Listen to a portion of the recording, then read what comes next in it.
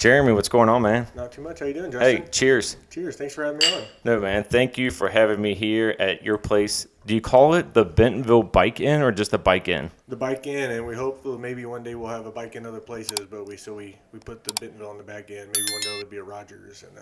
Okay. So, hold on, I'm taking this sip of this whiskey.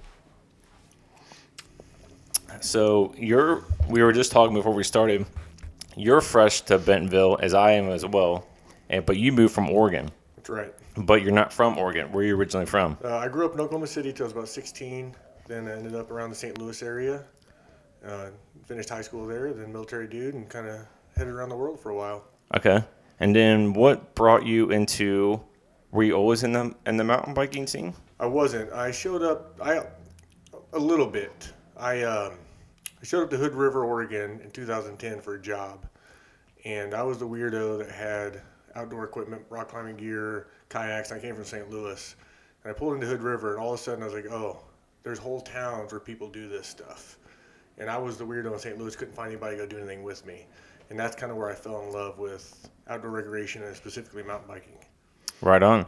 So, yeah, I'd say Oregon's like a pretty outdoorsy town. And then you said it was 2000, what year? 2010. Yeah. So what was the first bike you got? A Norco Shore 2. All right. I love that bike. I held on to it way too long. It was like 47 pounds, 26-inch wheels, but it would just truck over anything. Right on. Yeah. So what? I've never been to Oregon. Always wanted to go, but we were kind of talking about the trails beforehand. I just want to repeat on that. What kind of trail system is like that?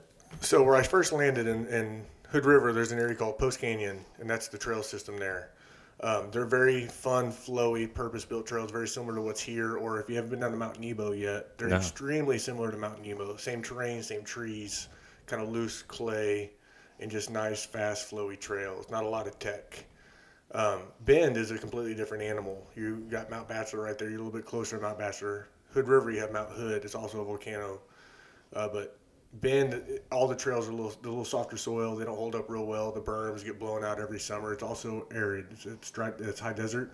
It's 300 days of sunshine, just like you get in parts of Colorado. And the trails just don't last through the whole season, so they get pretty beat up toward the summertime. And your riding season starts mid-June, maybe early July, and it closes down again around September, October, November, depending on the season, because of snowfall. Bend, you're sitting at 4,500 feet, so you got a very short riding season. Okay, so your first year riding out there, when you're getting into on that Norco, what was it like? Are you hooked right away? You're kind of like, I'm not sure about this. Hooked right away. Really? 100%. Hooked right away. Now, I did come back to St. Louis, and at that time, I was working overseas. I was doing government contract work. So I'd be gone for 6 months at a time, and I'd come back to the States, and I'd have a month or so in Oregon, and the rest of the time I was in St. Louis. So I didn't have a lot of riding buddies, but I get out and play around. There's some excellent parks in St. Louis. Castlewood's a beautiful place. And apparently there was a whole budding mountain bike scene that I didn't know about, and I've met all of those people since moving to Bentonville, including Paul, who you had on last week. Yeah.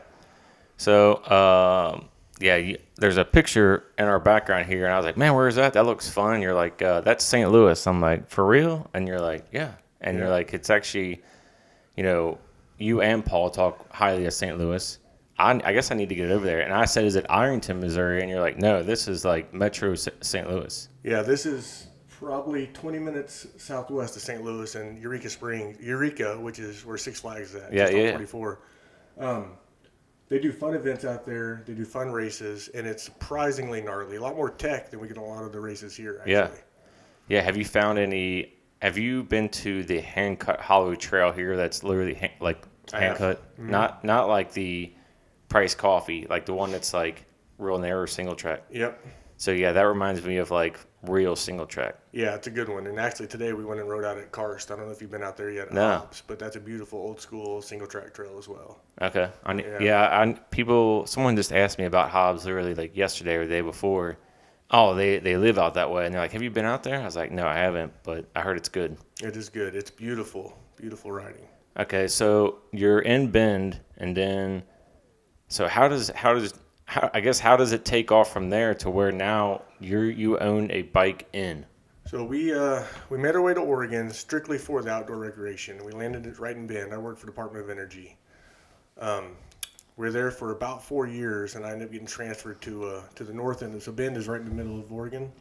I ended up in a place called Hood River, which is on the Oregon-Washington border. The border is actually the Columbia River. It's a beautiful gorge. It's the Columbia River National Scenic Riverway.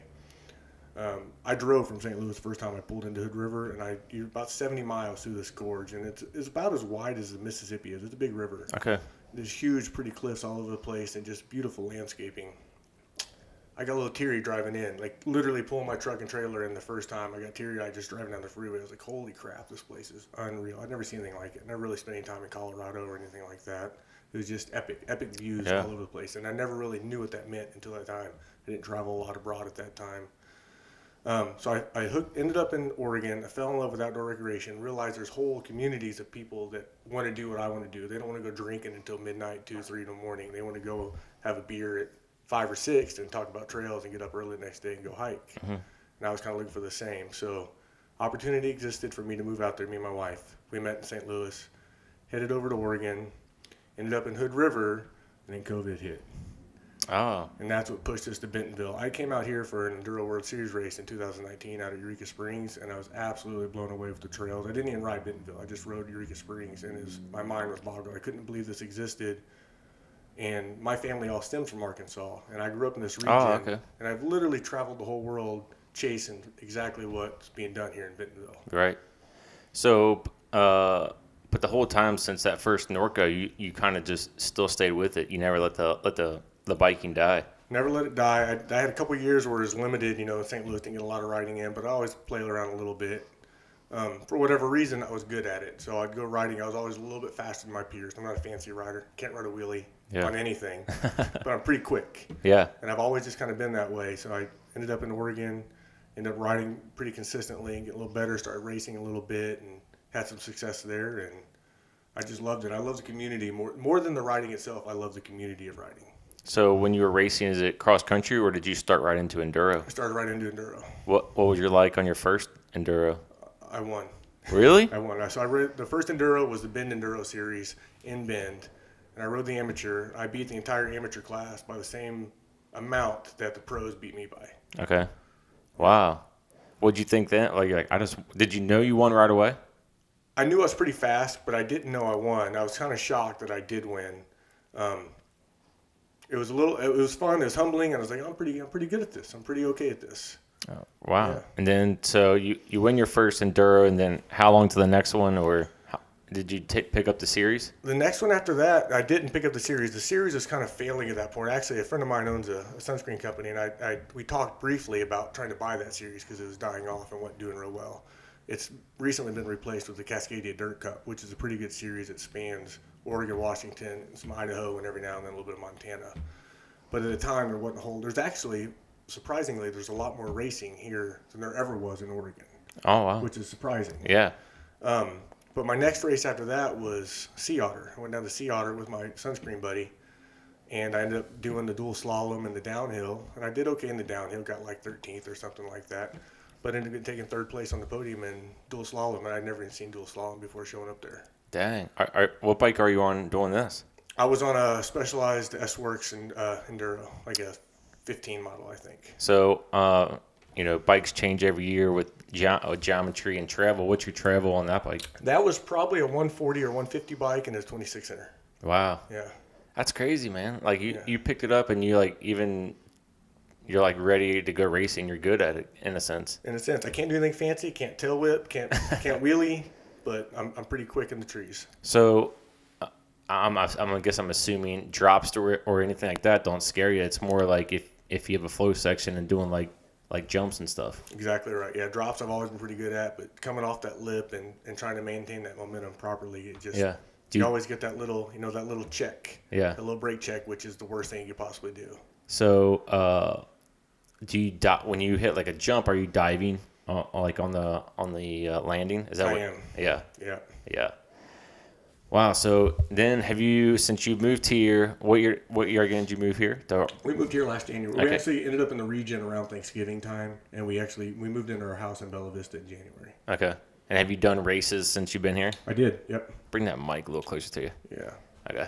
Yeah. So what did you think of the Bentonville scene versus when you first started, like just track wise, not so much the scene? So the first race here was, I believe it was Nebo.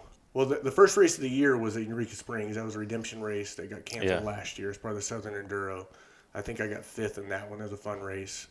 But the first one in the Arkansas Enduro Series was down at Mount Nebo. And I was pretty stoked on that race because it's very similar to the trails I came from in Oregon. Okay. So I ran quite a bit lower tire pressure than everybody else did, and I ended up on top of the podium that race. Are you allowed to tell your pressure, or you want to keep that your secret? Well, I'm 190 pounds, 200 pounds depending, and I run at 2021. What? Man. But I'm running Cush Core too. Okay. Yeah. Okay, so on normal circumstances, dry Arkansas day, what are you running? 2021. Okay, what about like if we left here and go ride 2021? 2021. And I check it every single time with a low pressure gauge. And now if you didn't have a Cush Core in there, what are you running? Oh, I don't even know. Really? I've ran Cush. I was actually in Bend with the Cush Cores when they developed it. Yeah. And I got to know them guys, so I've been running it since they first opened. But I imagine I'd probably be in the 23, 24 range. Man. Just to protect them. And it doesn't feel sluggish? It doesn't feel like it's flat? It doesn't feel sluggish at all.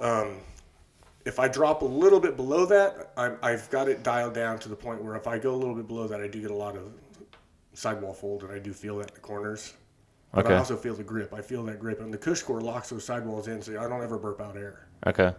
Yeah, I know a guy who's a free rider. He's been on the podcast, Braden Brinkhurst, and he runs like 29, between 29 and 32, which is crazy to me too. I'm like right in the middle, but everyone's got their preference. Yeah. So the Cush Core guys, the guy that developed Cush Core, I can't remember his name right now. My buddy is Dan over there, but he's a KTM suspension engineer. He started his own company and he revalves KTM dirt bikes specifically. So he's a suspension guru. He had his dyno in there, and he's got it dialed in where you can see where your chatter and your rolling resistance start to overcompensate for each other. And you do get to a point where if I'm down at 18, 19 PSI, your rolling resistance gets too high and it does slow you down. Yeah. But right where I'm at for my body weight, it sucks out the chatter, and I keep the rolling resistance is just low enough where it's not actually slowing me down. Yeah. I will say I rode my bike where I've like, I haven't pumped my tires up. I feel I'll just do like a feel. Oh, it feels good. And then I was like, man, I feel good on the bike. Everything feels good. And then I'll go check that afterwards, and it's like 24, 25-ish. But then my mind is like, where was it there when I started? So I'll go back to 28. Yeah. So, I don't know. That's why I check every time. I want to know if my bad day is my bad day me, or is my bad day my bike, or what's going on with it. So I've gotten pretty religious about checking my tire pressure and my shock pressure every single ride. Really? Make sure it's dialed in. It only takes a second. I check it. I put it exactly the same every time. I keep a note on my phone of what all my pressures and clicks and everything are, and I don't know what any of them mean. Yeah. But where I've got it set at, and I try to run it the same way. That way, if I feel a little off, I can go back and, I'm 4 psi high, or my shock is low for whatever reason. Okay. Yeah. So try to dial it in. where do you keep your shock at? So we're about the same size. Maybe not looks wise. You're a little more ripped than I am, but I'm probably 190, and I run at 200. What are you running? What shock? Yeah. The DPX2. Okay. I think that's what I have on my Nolly. That was the bike I ran all season. I'm probably right around there as well. Yeah. Okay. Yeah. And you feel good right there with that? I do. My new bike I'm running a Gorilla Gravity now. I just got it, and I got the push coil for it on the big side. So I got the Nirvana, the 160, and I got the 120 kit to go with it. It's currently set up on the 120 side. But Okay. Yeah. Nice. I went to a coil. You like it? I do. It's been a long time. My old Norco, my first bike was a coil, and I didn't know what that meant at the time. And you still hear people say a little bit the difference between an air shock and a coil. Yeah. But the coil does feel good. I don't know why, but it feels good. What about climbing in the coil? I don't know. I don't notice a lot of pedal bob. Okay. I don't. And geometry's come so far. Yeah. Oh my gosh. Yeah. I mean, I remember I had a 29er in 2010, and it was like a square with wheels on it. And you had a 29er in 2010? Yeah. What bike was that? It was a Giant. I don't know the model, but I got it from a buddy who ended up getting another, I think it was Specialized. So he's like, hey man, I'll sell it to you at a good price. And it was, man. I felt like I was on like this old school 1800 bikes with like a big wheel in the front. Mm-hmm. I felt so tall on it. But yeah, it was just like, it was crazy. Here, my riding has definitely changed. So Oregon, I got about 500 miles a year was about my average. Yeah. When I was a shuttle hound, we would shuttle stuff everywhere we could possibly shuttle stuff. Moved here, instantly had to start pedaling. Yeah. I'm at about 1,600 miles this year, my first year here, which I tripled my normal riding Yeah. here. And I'm also going uphill a lot more. I was always afraid of the 29er because of cornering. The cornering is the hardest part to get good at, Yeah. and it's the easiest place to lose speed. Mm-hmm. So I'm riding a 27.5 most of the year, and I was afraid to go to that 29er just getting in and out of the corners. But the climbing capability and just the rollover capability around here with all the rocks I think 29er is the way to go in this area for sure. Yeah. Well, it also depends. You go down the wormhole of how you want your bike spec'd. What is that sweep? You want it the 44, the 51 degrees. I noticed a big difference in that. Mm-hmm. But yeah, the I could see that. So, did you ever think about a mullet? I did. Before I bought my new bike, I was playing around with the idea of mulleting out my nollie. And I talked to a couple guys that had done it, and I had that bike 5 years, and you know how it goes, right? You're ready for a new bike. Yeah. So going back to suspension, I have the Fox G2 up front, and I was asking the guy at the bike shop. I was like, man, going down the rock section, I feel like I'm riding like a hardtail. I was like, what do I gotta do? And he's like, man, take that low compression and turn it back, like minus it like 2 clicks. And I did. Actually, I did 2, and I went back to, then I went 3. What a game changer! Like, Really? I was like, man, because I was going down a flow trail, and it felt like complete garbage. I was just like, this trail's not even fun, and there's not even a rock garden here. So I took that off, and it felt way better. My new bike's got a DVO on the front on the 120 side. That DVO has so many adjustments on it that I don't have no idea where to start. Yeah. So I set everything the way I always do. I put everything right in the middle. I start there, and I just make 1 or 2 adjustments maybe out of that range. It still felt like crap. It was rebounding way too fast, felt stiff, felt a little sticky too in the first beginning of the stroke. I actually downloaded the DVO manual on how to set it up and kind of went exactly by what they prescribed. There's 5 adjustments on that DVO front fork, 5 different adjustment points. That's crazy. I know it. And so I followed that along right away, and it felt much better just going off the recommendations per my body weight. And then I'll dial it back a little bit from there. But other than that, just putting it in the middle where I normally do felt like crap. Wow. You know, I don't want to fault manufacturers because, you know, I love this. I want our suspension to be good. But, like, if somebody getting into it and let's say they want to spend a little money on a bike, they're not going to know any of that. No. And it's kind of a fault because they're just like, well, I guess this is it. And then a shock wizard's not going to set you up for that because there's just too much. And hopefully you buy your bike at a good shop where they actually set you up before you roll out of the store so at least you get close. Yeah. But I've noticed I've got a girl from Colorado just moved out here, bought a house in Bella Vista. She'll split her time between the two. And then a buddy of mine from high school, him and his wife are out here as well. And they just got full suspension bikes. None of the shops that those 3 people bought their bikes from helped them set them up. They just send them out the door with them. Yeah. And they don't know what they're doing at all. It's hard to figure out. And they're dependent on somebody else just kind of saying, hey, let me give you a hand with that. And that's not always the case. Right. And then, they're just taking the bike. Oh, I got a bike. Let me get out there. Man, is this how it feels? You guys like this? And then you're just kind of like, whoa, let's step back a second.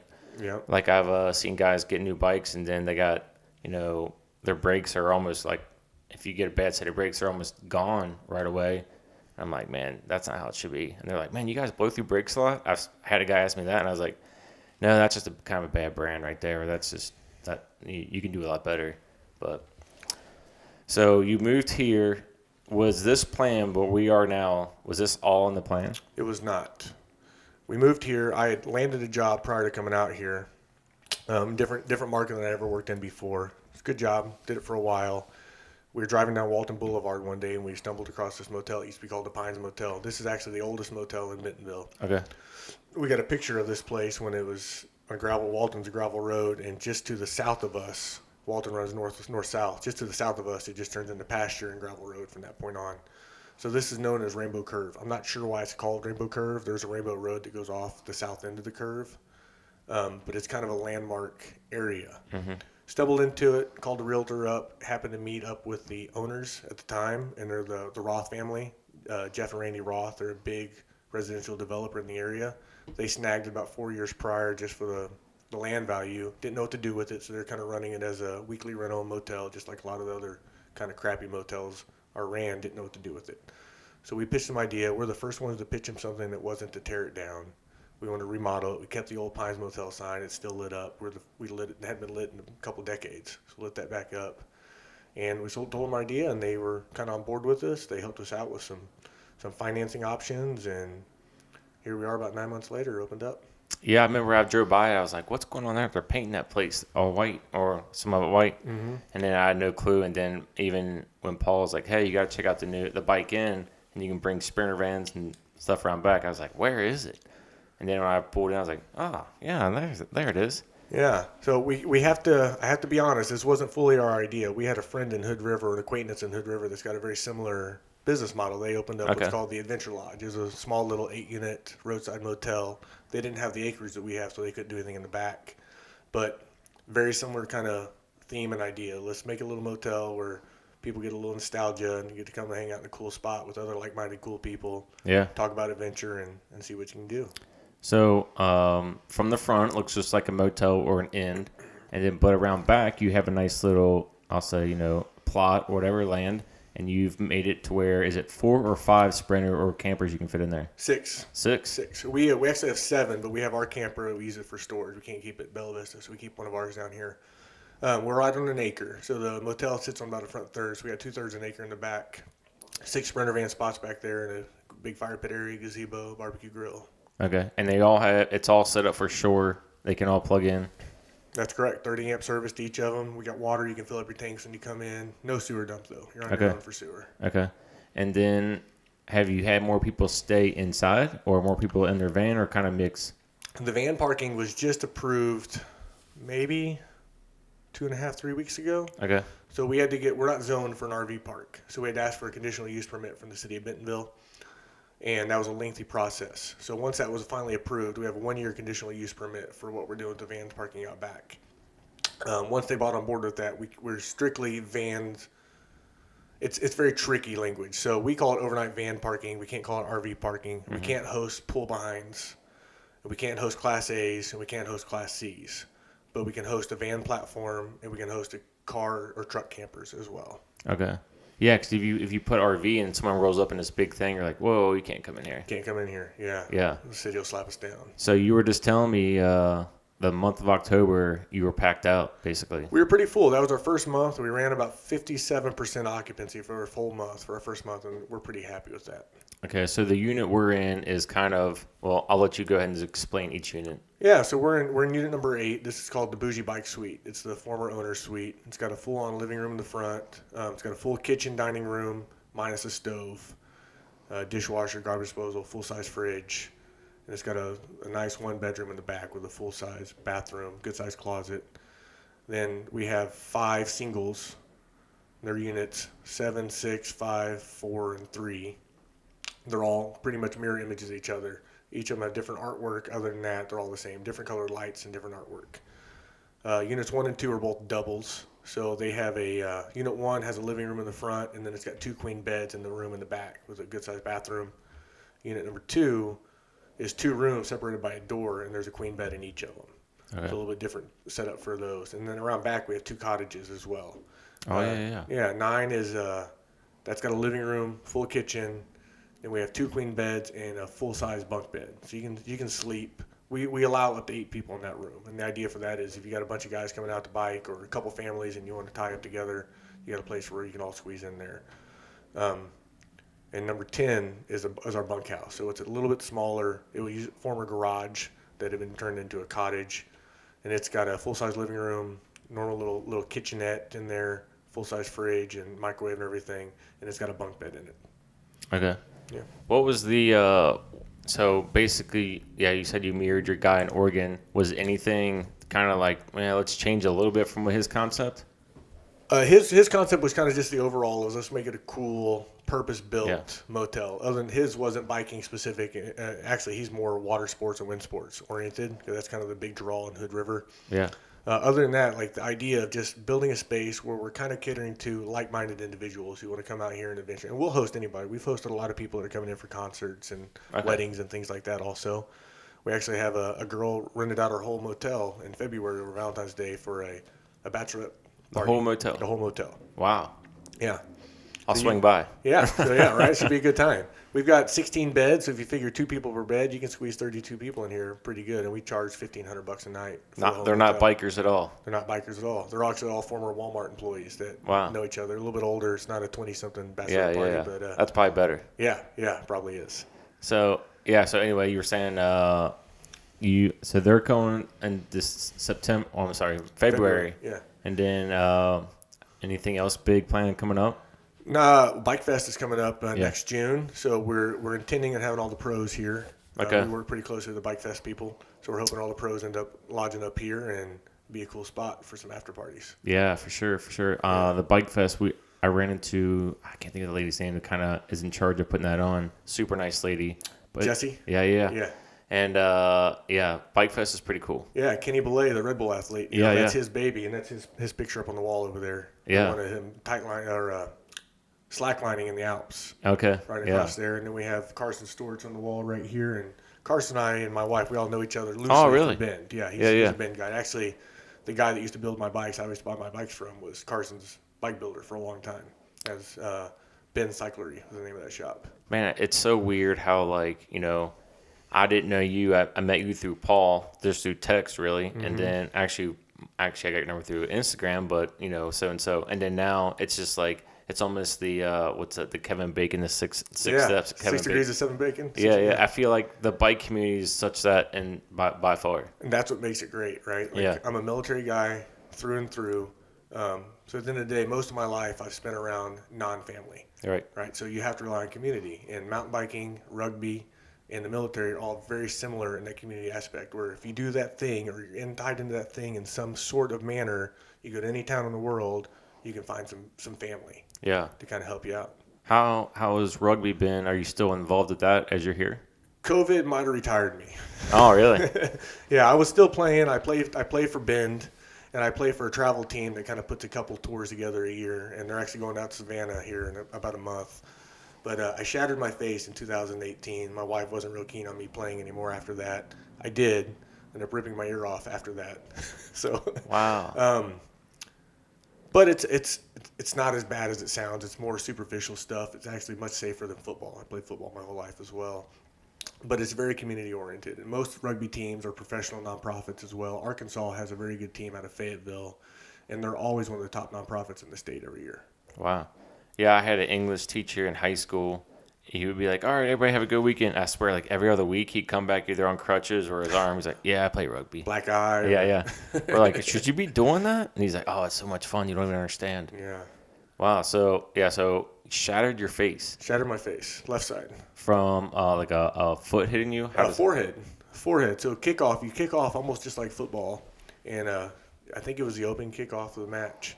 And guys run the ball back, and I went to tackle him, and he put his head down right when I went in for him, and we hit heads, and I hit the hard part of his head on the soft part of my face. Were you, like, concussed at all? I wasn't. It's funny. My wife works in the medical field. She was at the hospital working the day I got hurt. My buddy had drove me in there, and I called her up. I was like, I'm not bleeding, and I'm not concussed, but I'm coming in the hospital. And we kind of had a little spat that weekend going on, so we weren't real happy with each other anyway. She was kind of pissed at me, and probably rightfully so. I showed up at the hospital and got an ice pack on my hand. She's like, let me see it. And I pulled it off, and the whole left side of my face, I got kind of prominent cheekbones. The whole left side of my face was just sagging. Wow. Sagging off. And, yeah, I could see the reaction on her face. That's kind of the first good look I got at myself, is through her.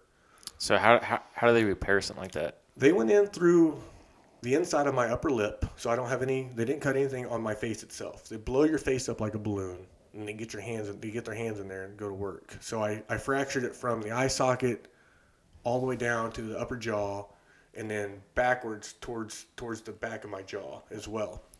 So that whole kind of triangle area underneath your eye, between your nose, your mouth, and your ear, was pushed in about 1/8 of an inch.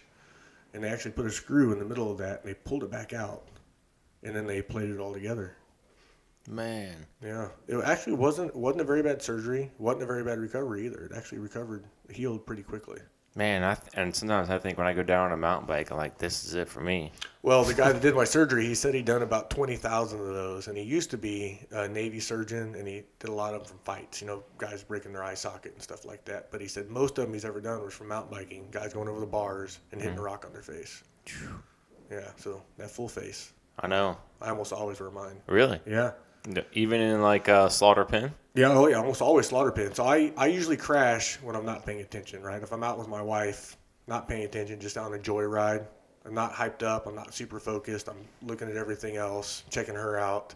That's usually when I go down. Yeah, I noticed. Something like that. Yeah, when you're not paying attention, or another thing when you're, no fault to people coming into the sport, but you're trying to like help them, and your momentum's slow, and so you're slower than normal, and then you're like, well, I'm not used to this, and you're off balance. Yep. That happens more than like what you think, or for some people, like. And then what's funny is people who are new to the sport, they're like, how'd you just crash? And you're like, well, this is way slower than what I'm used to, and I'm just not used to it. Like I need to be more rolling. I need to be rolling speed. Yeah. Yeah. Definitely changes it up. So I know you live in Bella Vista. Whereabouts, like, what trails do you like to hit the most? I really enjoy slaughter pin. Slaughter Okay. pin's got a lot of variety. Me and my wife's a green rider. She's a new rider. She might call herself blue now. She's been hitting some blues lately.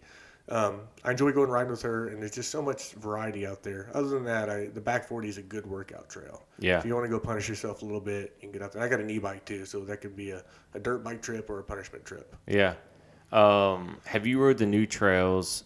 It's not slaughter pen, but it's kind of slaughter pen. The medieval stuff, Yeah. I have. So good. So good. Dragon Scales is as terrifying as you want it to be. Yeah. But medieval is actually a really fun flow trail that you can send super high, or you can. My wife really likes that. So Yeah. she's got a little Levo e-bike. Yeah. And she can get up there and she can ride it. It's smooth enough, got a good berm. She can get a little bit of speed going on and not feel too out of control. It's a Yeah. fantastic I'd trail. say someone asked me, we were up there at that little hub starting, and they were like, yeah. I was like, man, on the jumps, just kind of pull a little bit.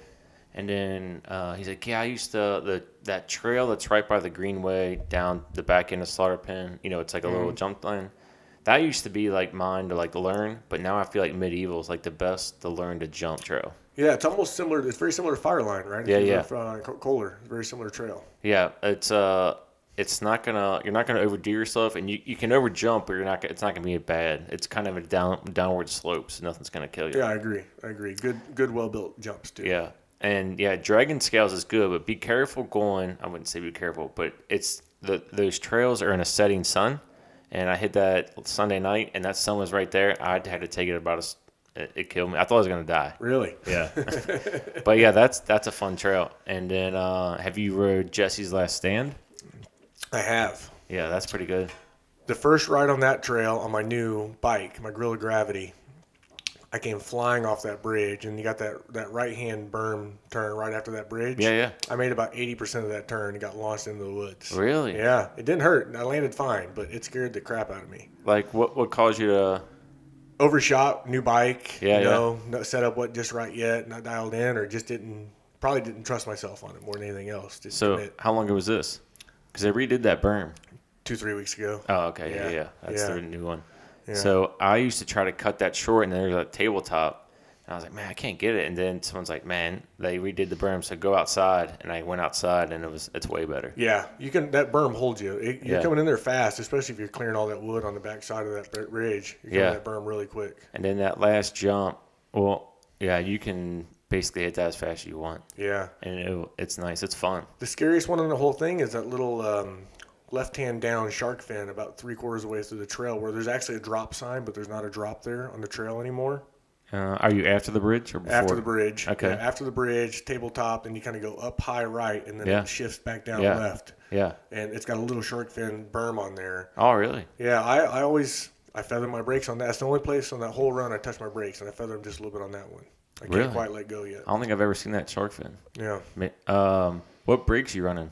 The only reason I ask, I just got Hayes Dominion, and so good. I don't even know. I don't know what's on them. I think if I remember right, they're guides, and they're a little soft.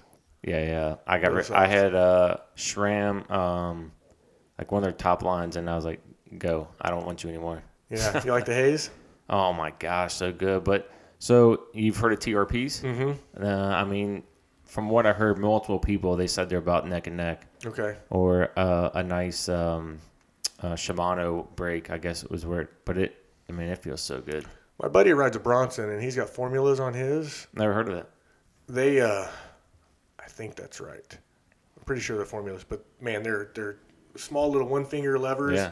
and they're the reservoir almost comes off perpendicular from your bar. So it's a downhill. Maybe, yeah. Yeah. And they're super tight, super touchy. So no play at all, basically. No play at all. Yeah. See, I don't like that. I don't like it either. I gotta have a little and then good. Yeah. But like, so the SRAM ones were like, they call it modulation, and the SRAM were like, all right, it almost felt like a sponge slowly versus like the Haze or a TRP. It's like, all right, we're gonna stop now for you. Mm-hmm. So I like that. Yeah, all brakes do is slow you down, right? Yeah. That SRAM, it kept losing air, and I've took it in the bleed twice. Finally, the third time, like, get that out of here. I don't want that anymore. Yeah. So on the back 40, is ledge? Do you have to ride ledges? I think you can bypass ledges. I think there's ledges' little sister that you can bypass it on. Okay, because that trail's no joke.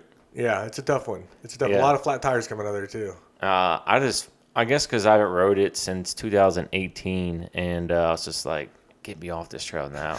So maybe I'm a little more confident. I'm an enduro bike. Then I was like on a full XC hardtail. Oh yeah. So maybe it's a little different now. So you got ledges, and then you talk about blowing springs. Mm-hmm. I'm trying to think what trail that is. But Bomb Diggity goes across there. That's a really fun one. then what's the one that starts with a T that's like 25 miles long? Maybe that's Tunnel Vision. Yeah, Tunnel Vision. Yep. How's that? Tunnel Vision's a blast. So back 40 and Tunnel Vision are almost identical trail systems. Right? They're big loop trails, 20, 25 miles a piece.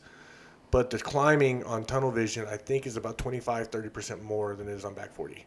So Okay. back 40 is about 100 foot per mile. I think Tunnel Vision is 120, 150 feet per mile. Okay.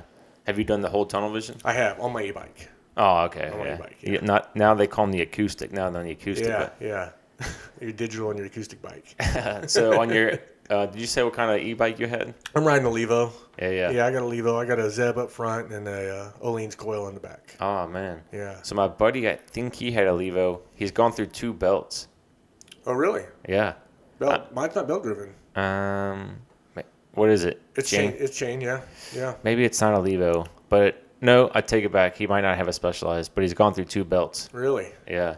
He said one time he went, he's going, then he went, he's like, oh, that's gone. Oh, wow. Yeah, so I don't know. That's the one thing that scares me.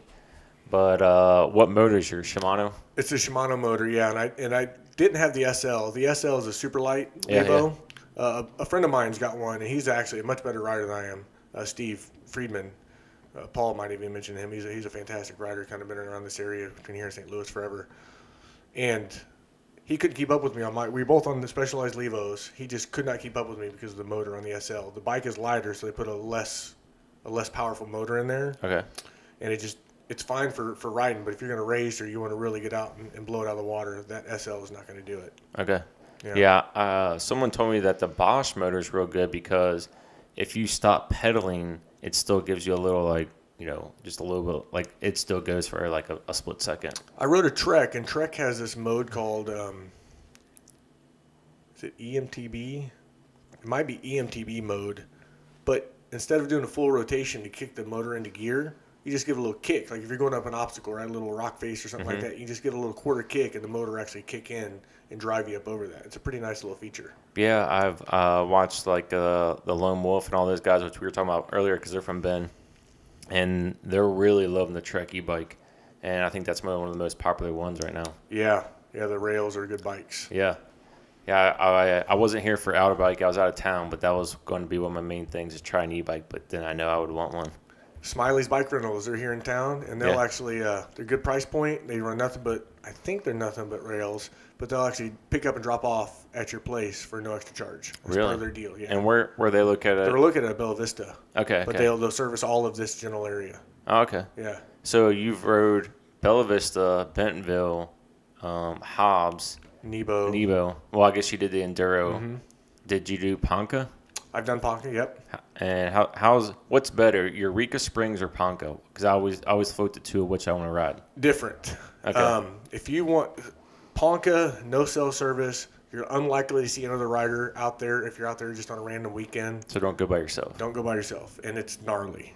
Big rocks, loose. You get some moss on the rocks as well, so it can be a little bit slippery. It's very dense, but it's beautiful. Big, school bus size rocks down there inside the valleys and stuff. It's really, really pretty. But if you get hurt down there, you're in for a long day. You're down there by yourself. They shuttle though, right? They do shuttle, yeah. They do shuttle. Yeah. During the week or weekend, you know? I'm not sure. Okay. Yeah, and they're not super long runs either. There's not a whole lot of trail there, but it's really fun, gnarly trail. If you want to go out for a good long day of good riding with a bunch of different terrain, Eureka Springs is the place to go. Leatherwood for sure. Okay, so Leatherwood and then Passion and Play. Passion Play is a blast. How far are those apart? They're on about 15 minutes. Okay. Yeah, 15 minutes. So stick to Leatherwood or ride?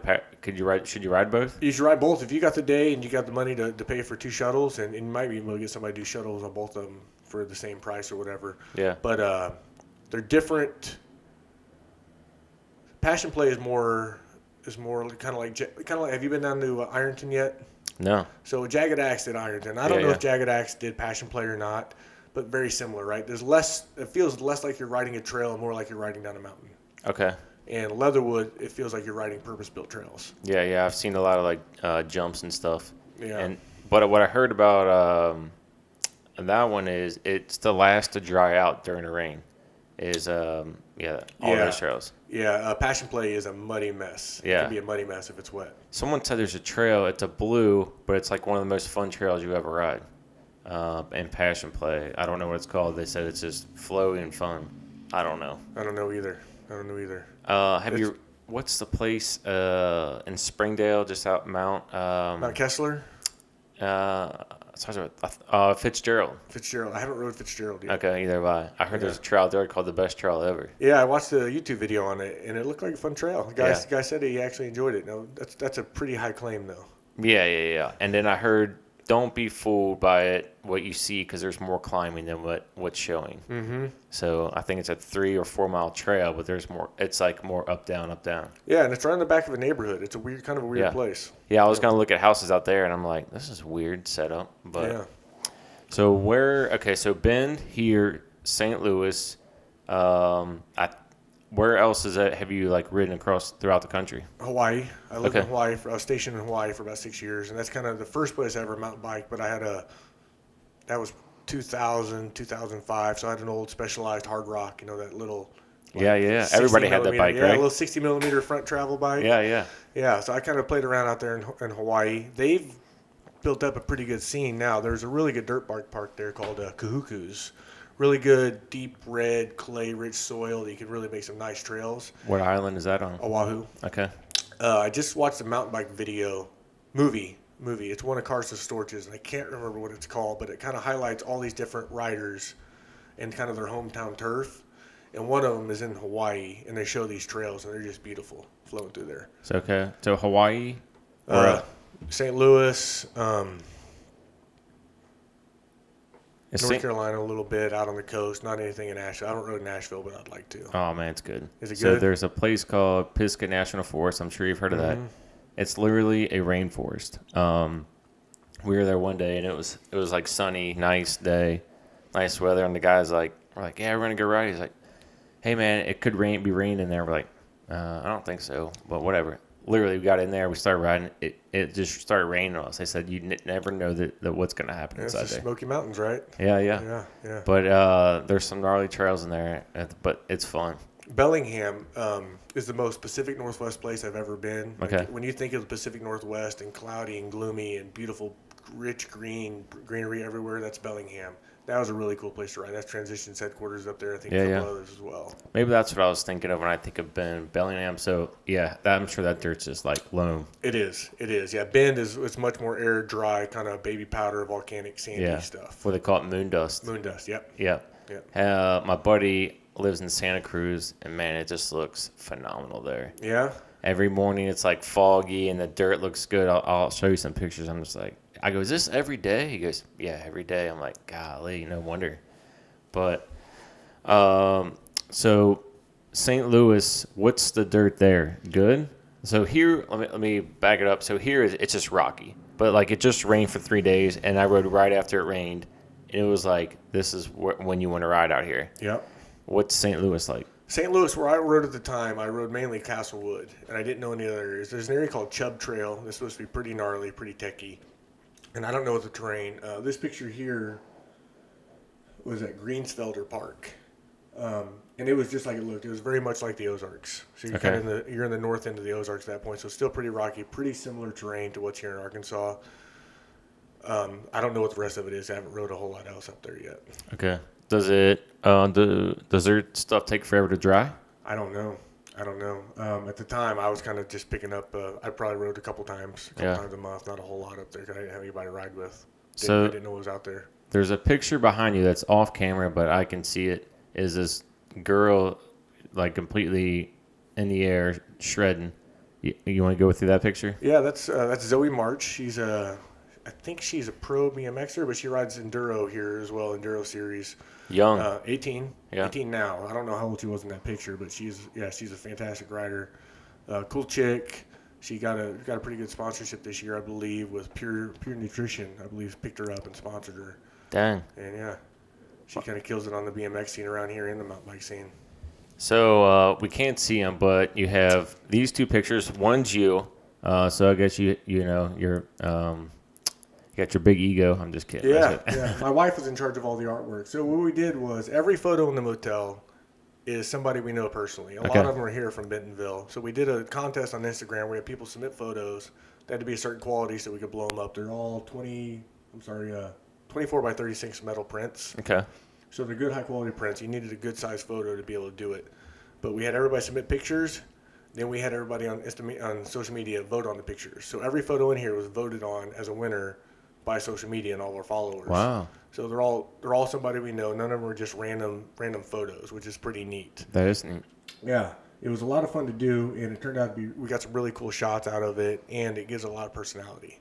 Yeah, so you have yourself, Zoe. Carson Storch, I can see. Yeah. Who else you got? Kenny Belay. Kenny. In this room, and then we'd have to go down. I can't remember what all was in there, but we got Lori and Chad that run Kohler. Okay.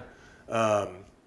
Jen and her husband from Oklahoma City.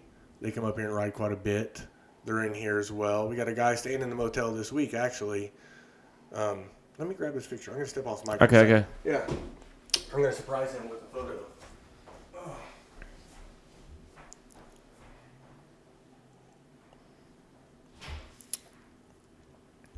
This place is pretty sweet.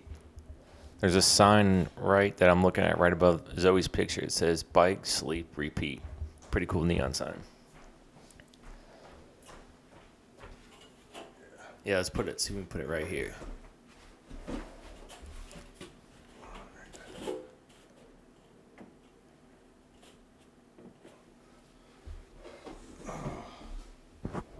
I can't remember his name off the top of my head right now. I got it on my phone, but I don't want to pull it up. Yeah. His wife was his photographer.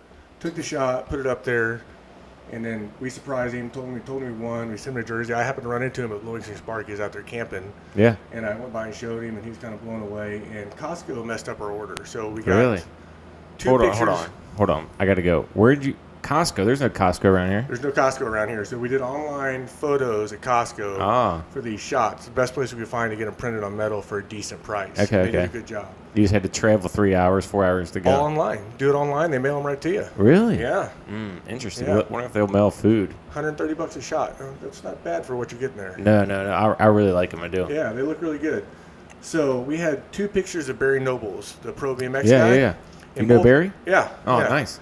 Yeah, we met him out here at Bike Fest last year. Okay. So both of the corners were bent on his pictures. So we called Costco up, and I tried to explain to the girl that answered the phone which ones. We had ordered like 30 shots, right? And all she could see is the little thumbnails. And I was like, it's blue sky. It's a guy in all black kind of standing there, really pretty blue sky. And she couldn't quite make it out. So we talked for a while, very nice. Said, you know what? I'm just going to resend the whole order. And that order happened to be like 15 shots. So we got double to like 15 of these. Oh, my gosh. So we ended up being able to put more art inside the motel, and we had some that were just extras, and we were able to hand those extras out to the people that are actually in the shots. That's sweet. Yeah, and that's what's going to happen to him. He's actually coming in this weekend, and we're going to have it hanging up in the room for him. Are you going to surprise him, or does he know? We're going to surprise him. That's awesome. Yeah. That's a good shot. Do you know where that is? That's here somewhere. I don't know exactly what trail it is, but I know it is in Northwest Arkansas. The only reason I agree with you, but it doesn't because of the dirt. It's dark, isn't it? I know. Yeah, it's really dark. Yeah, that's yeah. I don't. That looks like a loam, and I was like, "There's no loam here." There's not. Let me see if I can pull his name up while we're talking about him. It's on my calendar. I put a note on there so I remember. Casey Arnold. Casey Arnold. Casey Arnold. Casey, well, I won't see it, but sweet picture, man. That's pretty nice. Yeah. So, I'm kind of jumping around, but so you like slaughter on? Okay, I'm gonna jump over to Kohler. What trail do you prefer? Fireline for sure. Okay. Fireline You don't like Rock Soft or any of those? I do. I like all the trails out there. Actually, except for climbing up Oscars. Climbing up my Oscars gosh. is a pain in the butt. Yeah. yes, I can agree to that. Other than that, I love everything at Kohler. Yeah, I will say, I tell people like, hey, do you ride everywhere? There's so many trails, and in reality, you get complacent very easily. You live in Bella Vista, but you do make the trek down. Not that it's far, but I'm 3 miles from the trailhead, the closest trailhead in Bentonville, and I'm just like, I'll just ride this over and over and get better and better at these trails. Yep. When in reality, I probably should venture out more.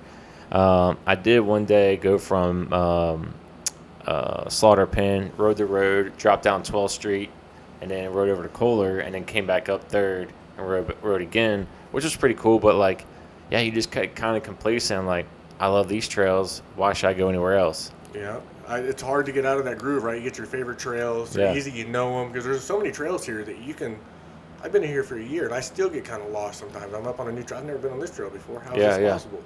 Yeah, go ahead. Were you going to say something? Well, they've opened up the bypass for Bella Vista now in the Bentonville, so we can ride dirt all the way from Bella Vista into Slaughter Pen now, which is awesome. We've done it a couple times. But that's why this place is like an e-bike. This place is asking for e-bikes. It's such a good e-bike place. There's so many riding areas that are close to each other, but they're not right there, right? You really want to get in your car and kind of bounce around. But if you got a way to do it, or if you want to go out and pedal 50 miles, you can do 50 miles of trails, no problem here. Yeah, for sure. And have you rode the Price Coffee ones? Those trails? I have, yeah. Yeah, that's like something that's it's set up for e-bikes because the trails are you'll be down in a minute and a half, but then you're climbing back up. And if you're on what they call acoustic or regular bike, about 4 or 5 times and you're smoked. Yeah, absolutely. But an e-bike, guys like, you guys going again? I'm like, I just want to talk to you, man. Right, I just need to start carrying my leash with me, charging $1 a tow, and head out there and just tow people up all day. Yeah, like Medieval, there was a guy, he kept riding with us, and he's on an e-bike. I was like, how about a tow? And he kept laughing. I was like, no, seriously, man. I want you to tow us back to the top. Luckily, Medieval and Catapult, that return trail is about as easy as it gets. It's really nice. I haven't rode Catapult yet. What do you think of it?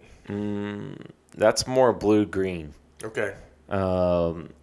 If you're just trying to get the legs warm, sure. But it's rollers, no jumps. The only thing is there's a bridge, it's a drop, but it's about as easy as it gets. And that's not a real drop, right? If I remember right, someone said it's almost like the drop at Kohler on the bridge. Yeah, or like Shrone Train. Have you heard that? Yeah. Like dead on that. Okay. Now, did you know Shrone Train was developed by a guy that's kind of like handicapped? So he's got that 4-wheel mountain bike. I didn't know that, no. So that's why it's so wide and just rollers. Oh, you mean Jeremy McGee? I don't know his name. Okay. The new Shrone Train, not the old Shrone Train. Correct. So that was all developed. What I don't understand is how does it get back up to the top? It's because the return trail is pretty single track. The return trail is pretty single track. That's correct. Actually, I think that's Jeremy. So he's a buddy of mine as well. We met him when he first moved out here.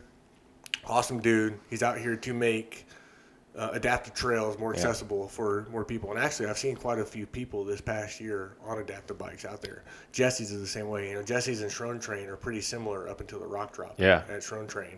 Yeah, for sure. Yeah, and I think that's his role here is he's been hired in by Oz and kind of contracts with these different trail builders to make some of these trails more adaptive. Yeah. So have you rode the new Rim Trail?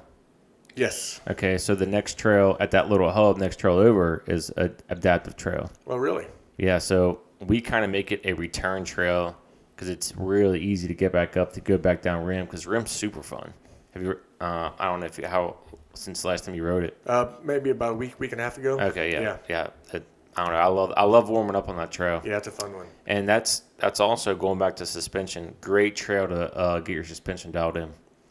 But yeah, there's that real nice flowy adaptive trail come back up, and then the next trail over is pretty good, and then you just got to find that little chute back down to the bottom. Have you heard that? I have. I haven't. Is it good? It is good. Yeah, it's fun. It's fun. Short. It is short, yeah, which is the problem with a lot. That's the like. when you talk about the mountain bike capital of the world, you know, and you get people who will argue with you, for lack of a better term, you know, online about that. Nobody's claiming Arkansas has a huge descents. Right. But we have a lot of descents that are really well made. Yeah. I think that's what people think. They're like, oh, mountain bike. Well, there's no mountains there. You're going up maybe 1,000 feet, 800 feet. So what the heck? But like everything's built really, really well. Mm-hmm. And the accessibility, right? Like my wife did not like mountain biking in Oregon. Yeah. And Post Canyon was so steep. My normal ride was a 7-mile uphill climb, take me an hour 20. Then I have 20-minute downhill. And I'm smoked. That's all I'm getting for the day. Yeah, for sure. But here, I can go out. I can do 20 climbs and 20 downhills. Exactly. Have you been to Windrock? I have not. I heard it's fantastic though. So there's Windrock downhill, or like the park side. Then they're across the street. I should say across, but like down the street is. They call it XC trails, full enduro. They're not. I think if a guy went out there with like an XC hardtail bike, he'd be like, "Help me." There's a trail called. Oh man, I can't think of a Mixtape. One of the funnest trails I've ever been on in my life. But that place never closes. Really? Yeah. Well, I guess here never closes either, right? Right. And that's Tennessee, correct? Knoxville? Yeah, Tennessee. Yeah. Like an hour north of Knoxville. Okay. But yeah, it's some good stuff. You get out that way. Ironton, Missouri is another one that we should probably talk about because the Big Mountain Enduro is back out there again next year, round 1. Oh, really? Round 1? Yeah, and that's what it was this past year as well. So I read mixed reviews on that.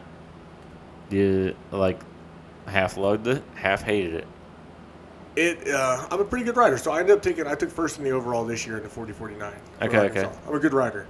There's a trail there's a double black that I physically cannot ride down the trail clean. I cannot do it. It's better than I am. So it's a very intense place to ride. It's not a place you want to take somebody that's a blue-green rider. They're not going to have any fun there. Really? They're really going to get hurt. And I think that's a lot of rocks. A lot of rocks, big rocks. Yeah. And the way that Jagged Axe built that mountain is it doesn't feel like you're riding trails. It feels like you're riding down a mountain. Okay. It's pretty neat. It's unlike anything else I've ever ridden anywhere, outside of maybe Passion Play, but it's a whole different level. Different level. And I think that's what happened last year at the Big Mountain Enduro is there was something ridiculous, like 12 ambulance runs on day 1 of pre-ride. Because he had all the big, like the entire Yeti team, factory team was there. Yeah. I think the Giant factory team and a couple others. Ricky Rudd was there. All the big names were there for this race. And you're in Missouri, right? Everybody's used to come from Colorado and Utah and Montana and all these big places. And it's the inaugural. Nobody gave it any respect, and people were sending it blind. And there was broken hips, broken femurs, broken backs, broken collarbones, a lot of bad wrecks. Yeah. Until people realized. Then it also rained on us. It was wet, too, which didn't help the situation. Well, I guess it got enough good reviews or gnarly enough that they want it back. Yeah, and the town, Ironton, Missouri, is a dying town. I don't know what the population is, but it's probably a few thousand people, and most of them are pretty old. We showed up there. No one had any idea what mountain biking was or what to expect. And, I'm tattooed, covered up. A lot of people in mountain biking, kind of like the skateboard world, we kind of look like degenerates. We're not quite as degenerate as the skateboard world, but, it's kind of the same flavor. Yeah. So this town of old people in southern country Missouri see all these people flocking to town. They don't know what to think.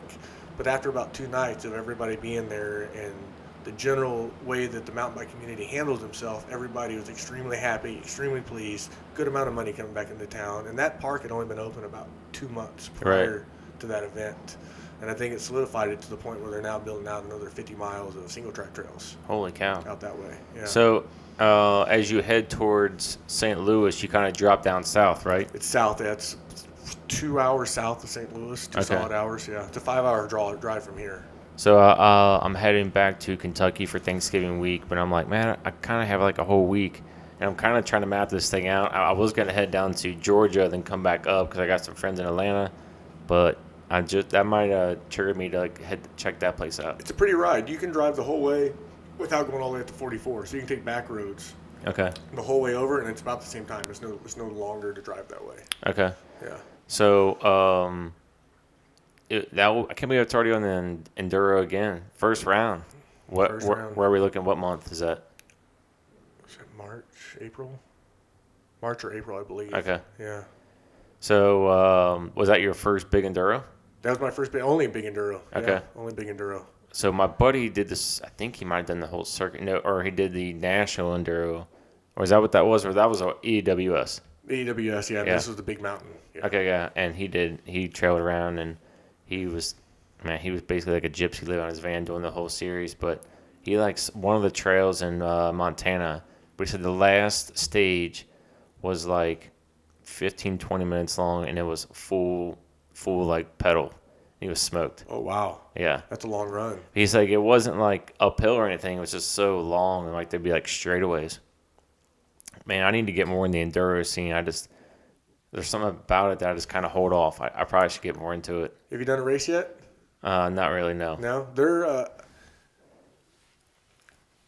outside of the competition itself, and I like the competition part of it, right? And really, at mountain biking, you're really competing with yourself. There's Yeah. a field out there that you're competing against, but you're running an individual. It's not cross country, not shoving elbows and stuff around corners, right? It's you. Yeah, It's that's. you versus the I trail. think that's what holds me back is I did XC racing, and it was so competitive and so like get out of my way type, or you'll have a guy who kind of not sandbags, he'll hold back for the final lap, and then he'll kind of. So I'm just like, man, I don't know, but everyone I talk to is like, man, it's a whole different thing. Whole different feeling. So if you and I are racing together, and we probably would race in the same class. Yeah. I would be stoked for you to beat me because it's not you didn't beat me. I didn't beat you is what Yeah. it is, right? There's 3 races in an enduro race. It's you versus you. Like you're in your own head. Can you handle it? Are you good enough to ride the terrain? That's the second race. So you versus the terrain itself. Can you get down it clean? Are you riding it clean and riding it fast? And then it's you versus the field. So every enduro race, there's really 3 races, and you have to be the top of all 3 of those to finish on top, right? You got to be out of your own head. You got to run a good, clean race. You're going to run technical stuff.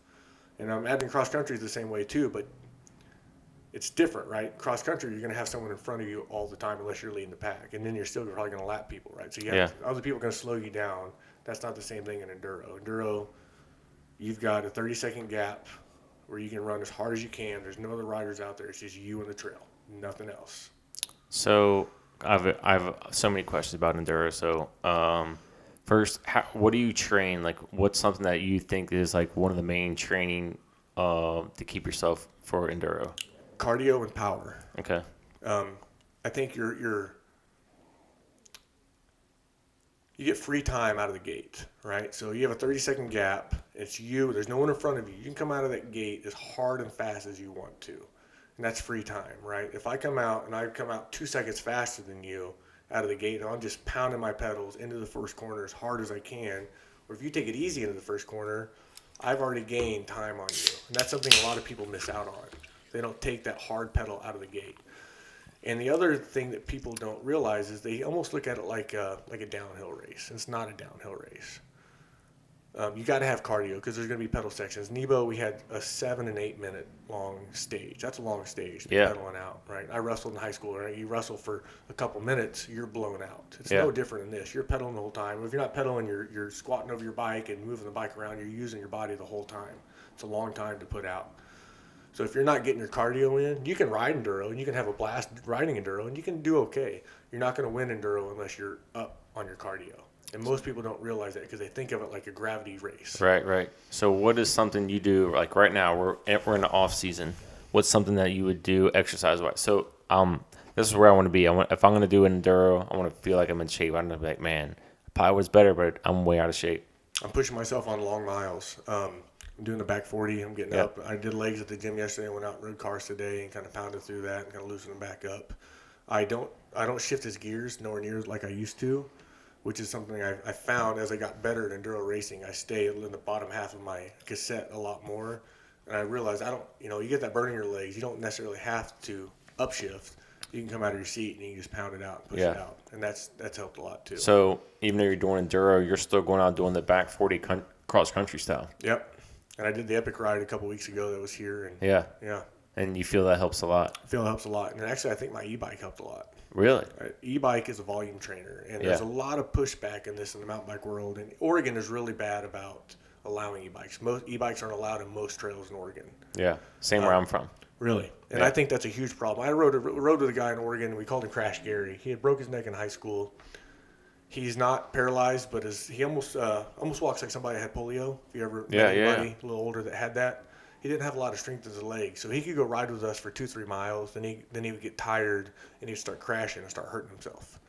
that's the person that should be on an e-bike. Yeah. Right? But the rules out there don't allow him to ride an e-bike, and that's a real big problem. Yeah. The whole ban against motorized vehicles on trails isn't about the rider and what they're riding. It's about the condition of the trails, right? Correct. Not ripping up the trails. You can't roost a corner on an e-bike. No. And if there's not a throttle, you should be able to ride it. Yeah, I agree. Yeah, I definitely want to get in shape. So, have you met Dustin Slaughter? I have. Okay, so he's putting on his enduro come January. We're not drinking beer. We're drinking LaCroix. we're lame. And so his starts in January in Texas. Yep, the and Southern Enduro. He's been talking. He's like, man, you should do it. You should do it. And I'm just like, okay, where do I need to start for fitness-wise if I even want to do this? I don't want to just come in there and be like, well, let's just see how I am. Because then I think I'll leave there like, man, you were just this much better. Fireline. If you can pedal down Fireline, if you can pump Fireline the entire ride, then you're in enduro shape. Really? If you get to the bottom of Fireline, you should be laying on your back, huffing and puffing, sweating, and almost puking on yourself. Okay. That's an enduro stage. Okay. Any other? What else? I think that's probably the best. That's probably the best single marker I found in this area for a single enduro run. Okay. It's about the right length for the average. The average from you can have some that are super short, like the Bentonville had some short enduro stages just because the trails here, and they tried to showcase a whole lot. So you had some 30, 45-second trails, or we had all the way to 7-minute trails. Fireline's kind of in the middle there. If I remember right, it's like 2:25, 2:25. Yeah. Something like that. That's still a long time to push, right? So Yeah. if you're pedaling everything, you're not in the corner, or you're not in the air. If you're pedaling all the flats, then you're gonna be huffing and puffing at the end. If you can maintain that pace all the way to the bottom of Fireline, you're in pretty decent shape. What about any other trails that have like some like sketchy rock things that you should prepare for? Well, that's a different type of riding, but as far as the cardio side, Fireline Yeah. I think is a good measurement for that. But you got to ride everything because every enduro race here you have really flowy, smooth flow trails, and you also have some tech trails thrown in the mix. And then throughout the whole season, you end up in Ponca. We had 60 people drop out of Ponca when the rain started that morning because they didn't want to ride it. Wow. Because it was gnarly. Yeah. Right, so you got that mix too. So you have to be able to ride a little bit of everything. But almost every enduro is also made to the point where there's always a beeline. That's what makes enduro fun too. Yeah. So many people go out and do enduro that aren't doing it to do competitive. They're just doing it to be part of the event. So they can go out there and they can run and they can ride that. And if there's a big drop or a big jump, they can roll it or take the beeline around it. Okay. Has anything scared you besides that one? Ironton? Yeah. Like, would you? What's up? There's a big drop out there in Eureka Springs. You hit that? I don't know what trail it's on. Man, there's a couple of them. There's one that comes off a ladder that goes down. It's a pretty good drop. I've hit that. I'm not real worried about drops. Don't bother me. There's a big lily pad in Eureka Springs that's pretty gnarly that I haven't hit yet. Oh yeah. That comes off like a step up, right? Yeah. Step up lily pad, and I've heard stories of Jimmy Smith is. I've heard of it. Yeah, he cleared it or something. Yeah, right? he cleared it. Yeah. So that's too big for me. It's too big for me too. It's a big boulder. It's probably Is that placed there? No. Just there, random. It's just there, yeah. It's got a big flat top on top of it. It looks like it rolled off the hillside. Just kind of landed there. You step up on this boulder. It's probably 10 foot across the top of that thing, and then you're dropping you got a 6-foot drop on the backside of it. Dang. Yeah. Yeah, so enduro, do you pre-ride? I do. I try to. And that's actually what pushed me to buy. I bought my wife's e-bike first just so she would ride with me. And I rode her e-bike. I was like, this is a lot of fun. I need an e-bike. Yeah. And the way that I kind of sold it to myself was that'll be my pre-ride vehicle. So usually they drop the trail maps. If it's a Saturday enduro, they'll drop them on Thursday. Okay. So you don't know what you're going to ride until 2 days before the enduro. Yeah. Right? And if they're your home trails, you got a little bit of advantage. But this year, all of these trails, none of these trails are my home trails. I was brand new. Most of my time out here on all these trails were first runs or blinds, or I got one pre-ride on them. I usually saw every trail one time, and I would try to make note of the 1 or 2 main obstacles that I thought I might have trouble with. Outside of that, I tried to keep my mind clear. Like, don't think about it. It's fine. It's just a trail. Just a trail. Just a trail.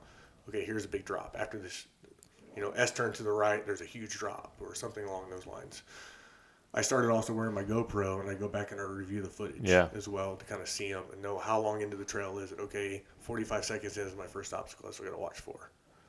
Kind of set myself up that way. Okay. Yeah, I'm trying to prepare myself. Yeah. E-bike is a good way to go because everybody else is pre-ride the day before. and they're blowing their legs out, right? They're going to ride the 15 miles, the same 15 miles you're going to race, and all the elevation you're going to climb, you're going to ride that the day before too. So you have an e-bike, and you're saving all that wear and tear on your legs, and you're coming in fresher. Have you been on an enduro race and everyone's trying one side of a certain section and you're like, you know what, I'm going to try over here, and it like worked big time? Yeah, Ponca had a couple of those. They had a couple of these weird off-camber, like the ground is just eroded away, and you come around a corner, and there's almost like coral rock coming out of the side of the mountain. And a lot of people are trying to figure out the best way to ride that. And Ironton had some of that too. And you could just, it was grippy, and it looks slippery. It's even wet. It looks slippery and shiny, and it's got water on it, but it's so porous that it's almost like sandpaper, and your tires stick to it really well. So you just kind of skipped around it? Just skipped around it, yeah. Dang. Yeah. Well, hey, man, I want you to promote your bike in, and then we'll kind of close it up, like however you want to say it. It is on you. All right. Well, we're sitting in the Bougie Bike Suite at the Bike Inn. We're right in 2 miles south of downtown Bentonville. We have 10 rooms, 5 singles, 5 doubles, and we have 6 van parking spots out back. We have a huge fire pit. We keep stocked up with wood. I got 3 cords of wood back there. We put a fire starter back in there, so if you can't start a fire, that'd make it pretty easy for you. Barbecue grill, everybody has access to, some picnic tables. It's just a really nice spot, and most people that are staying here are here for the same reason. We got big trail maps outside, so you can talk about the birds you killed that day and fish stories and where you're going to ride tomorrow. It's a cool spot. You think you ever get like live music? We would like to. We have plans for the lot next to us. We're hoping we can do something next year on it. Okay. What's the best way someone can reach you for this place? Instagram, Facebook, and our website is thebikeinn with 2ns.co, and that has links to all of our stuff right there. Currently, we're taking reservations on Airbnb. There's no office here at the Bike Inn, and if you show up here trying to get a room, there's signs on either end that look like it might be an office that direct you to our website and my phone number. But Airbnb is the best right now. As soon as our website comes up here pretty soon, you'll be able to direct book on our website and save yourself some fees too. That's awesome, man. Well, thanks for having me on. This was a blast. This was a blast, man. I definitely want to have you on again. And I love talking to you, man. It's been fun. Thanks for the whiskey, man. Yeah. Cheers. We're out, but hey, cheers. Yeah. And all right, man. Well, you know what I'd like to do is not tonight, but maybe do a tour and show some people around. Absolutely. We should do that. All right, man. Well, hey, thanks for coming on. Thanks everybody for listening. As always, I appreciate it. See ya.